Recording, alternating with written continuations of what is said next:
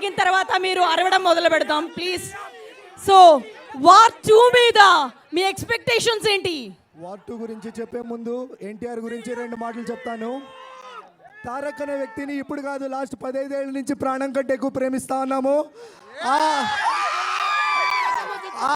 అన్న, మా అన్న మన్యం దొర ఒకటే, అభిమానులకి ఎలా రిటర్న్ ఇవ్వాలని is going beyond the boundaries. బాలీవుడ్కి వెళ్ళాడు, బాలీవుడ్ లో ఇప్పుడు డెబ్యూట్ చేస్తా ఉన్నాడు.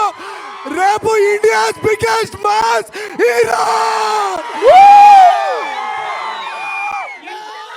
నందమూరైన ప్రతి ఒక్కడు కాలర్ ఎత్తి తిరగాలన్నదే మా కోరిక. ప్రతి నందమూరి అభిమాని కాలర్ ఎగిరేసేలా ప్రతి సినిమాను ఆయన చేస్తూ వస్తున్నారు. సో నెక్స్ట్ ఎవరు మాట్లాడబోతున్నారు? దుబాయ్ ఫోటోషూట్ చూసారా?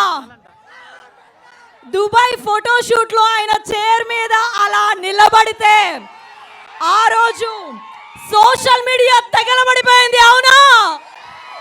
Yes, thank you. I understand మీ ఎనర్జీ అవన్నీ కూడా. Thank you so much. మరి కొద్ది